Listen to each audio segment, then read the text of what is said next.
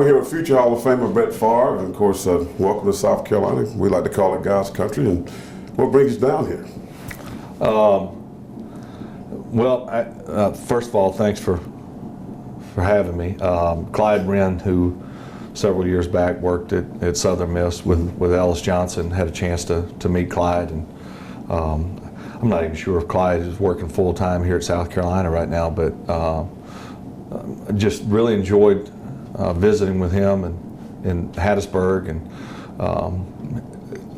5, 6, 7 months ago he reached out to Bus, my agent, and Scott Berry, who is the head baseball coach at Southern Miss, and wanted to know if I would consider doing a talk or a meet and greet or Q&A, whatever you want to call it, here to help raise money for a son who had some head injuries that resulted in seizures, and just to pay for some of his health care.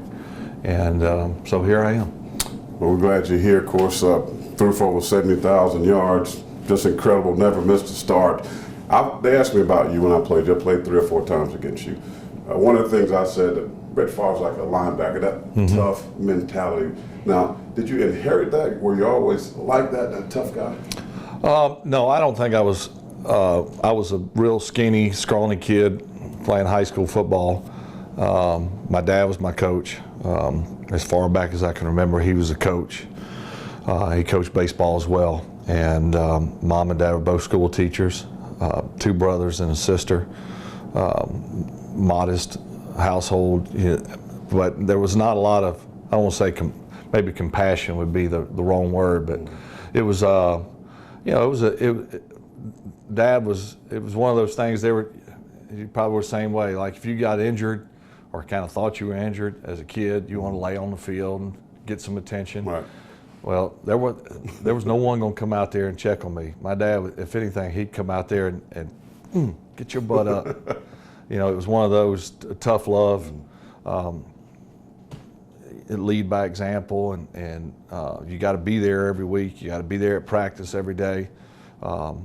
It was that type of mentality. And at the dinner table at night, we talked football, which didn't bother me. Some kids today, if you talk, you're pushing your kids to do something, they get turned off by it. I was told the opposite. I didn't need to hear it. Right. I was motivated enough to do what I needed to do. So I think it was a little bit of both. I think it was my mentality, but I still needed to be pushed a little bit by my dad from a toughness standpoint. We all want, not only do we feel sorry for ourselves at times, we want other people to. Well, I learned that wasn't going to happen in my house. Right. Speaking of your dad, when I was driving over, I was thinking about some of the greatest games you played, and I remember watching you. I think it was a Monday night game. And, I think it was the Raiders. And you lost your father, and you went out and played that game. Folks said, well, man, why is this guy playing? You out and played, and the emotion you and your wife that you shared. Talk about that game. Well, I did ponder whether or not I should play, but that didn't take long because I knew, and when I say this, and we see other stories where similar situations, and someone, should I not play? For me, it was an easy decision. It was tough, but it was easy, if that makes sense. Because that's what my dad, that's all we talked about, was football. And it was, regardless of how good I played, and this is back when I played for him, and this is up until he died, whatever I did, no matter how good it was never enough. And that was okay. What I mean is that it was all about football. And how could I not play? What better way? Now, as I look back, did I honor him in a great way? Yeah. Given the choice, I would love to have done it a different way. I'd love to have my dad back. Right. But to go out and play was the right decision. The tough part was to go out and play at a high level, which, as I look back, it's amazing how I played in that game, because I had lost all the recollection of what plays were, the game plan. But the day before I get the news my dad dies, I just forgot everything. And in pregame, actually, Doug Peterson, who was my good friend and backup quarterback, we're actually trying to warm up, and I'm throwing balls in the dirt. I'm throwing them over his head. I'm throwing I just could not focus. And I remember vividly saying to Doug, man, I don't know. Playing is one thing, but playing great is what I wanted to do. Right. And so there's no doubt God had my back, and because I don't even remember the plays. It just everything I threw was completed. Wow, it's a great game. I just remember that so vividly. Speaking of that, concussions. Of course, the lawsuits that's going on with the NFL. Of course, I'm a part of that lawsuit, and I think you have said maybe you wouldn't let your son play because of concussions and things that are going on now with the football league. Well, I would. There's two reasons that I would be apprehensive of my son playing. I don't have a son, but if I did, I would be apprehensive. First, and I don't, surely I don't want him to get hurt. Right.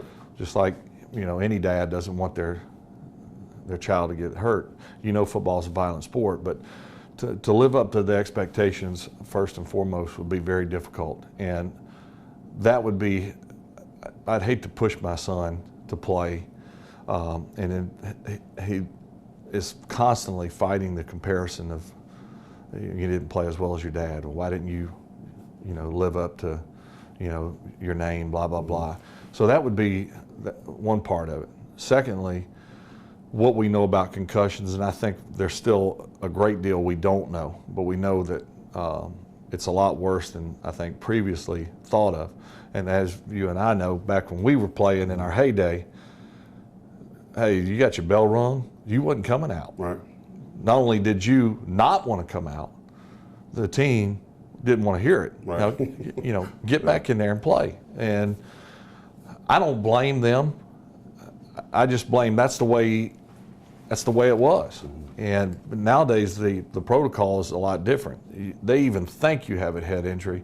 You have to go through all these tests before you're even back on the field. I think that's a good thing, but I think the long-term effects, we don't know exactly what, and I don't want to sound like a doctor, I don't think we know exactly what the long-term effects are, but we're starting to see it's not good. Right.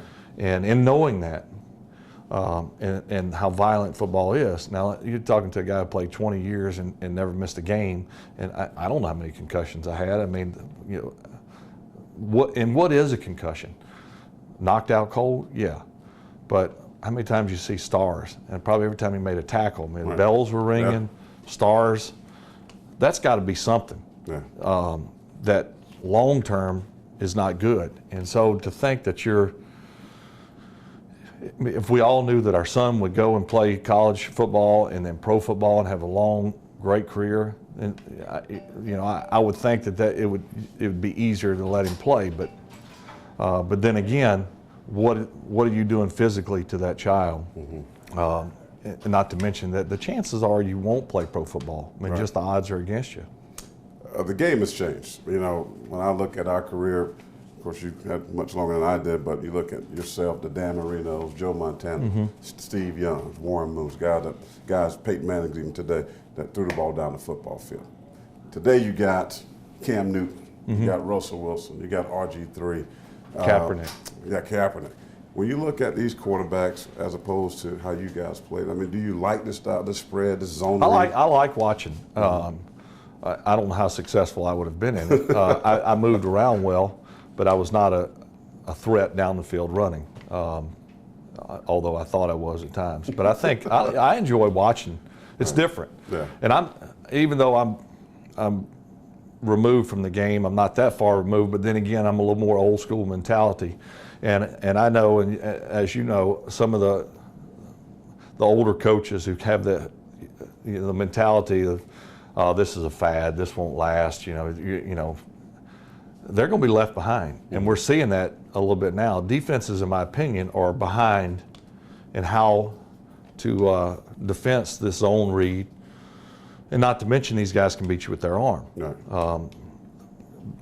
Back in the day, quarterbacks would run, but it was strongly discouraged time after time, just because we don't want to get our guys. Not that they want to get their guys hurt today, but the threat is such a valuable part of the offense. Not to mention, I mean, for example, you look at Green Bay against San Francisco, numerous times Kaepernick beat him with his legs.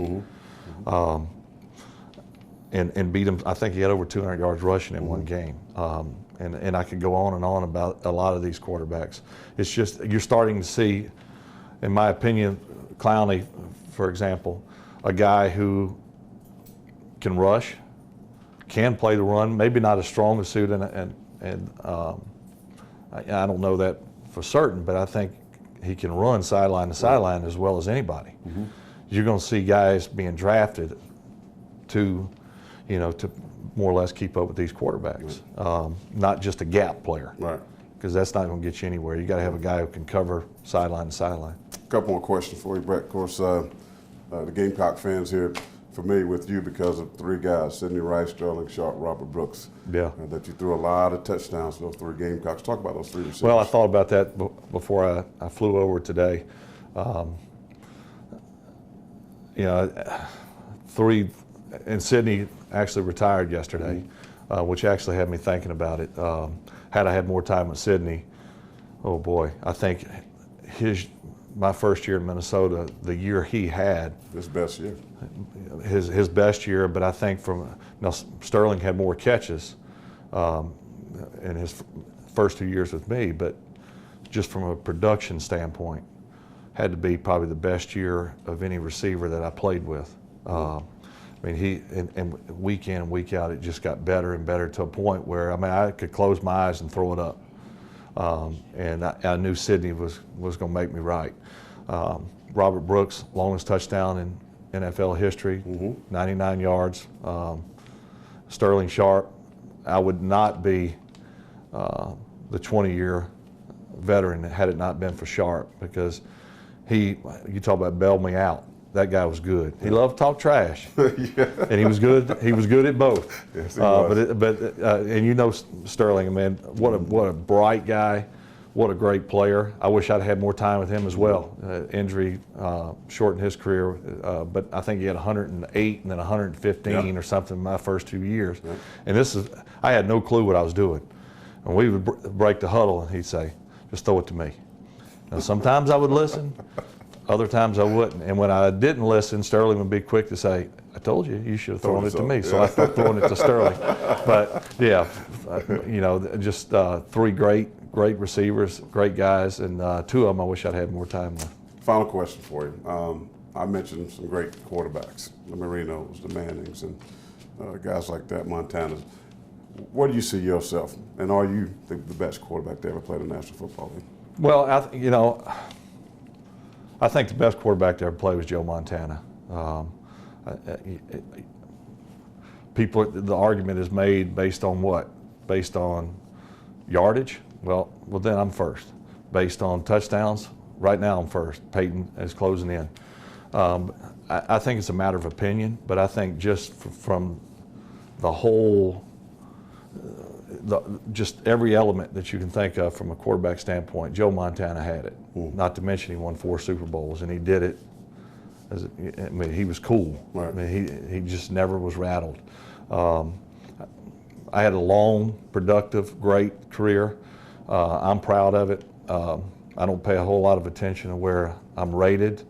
All I know is I wouldn't trade with Joe Montana. I wouldn't trade with any of those guys that you mentioned, although they were great. Right. I like mine. Yeah. I wish I'd have won more Super Bowls, but you know what? It was a wonderful career. So I'll kind of let the so-called experts. I like us to tell people, I got all the good records and almost all the bad ones. But none of that would be possible unless you play a long time. So. Well, good talking to you, man. I'm asking this too for Okay. you. Brett, if you could elaborate a little bit more on Sidney and just with the concussions and cutting his career short, him only playing 7 years, just your thoughts on, just cutting his career so short.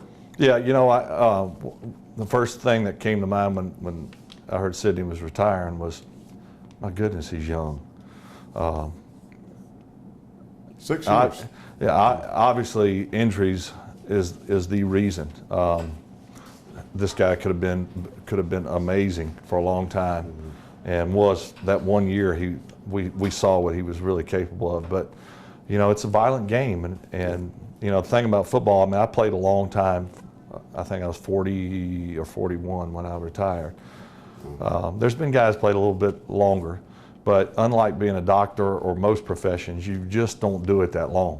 Yeah. I think the average lifespan of a pro football player is about three and a half. Three, you yeah. know, that's not a long time. So he surpassed that, but it's unfortunate that we didn't get to see him flourish year in and year out. And he was a tough guy. That's the thing. Hopefully people are not questioning his toughness. He was tough, and he's had some major injuries that I guess he just couldn't overcome. And I hate to see him.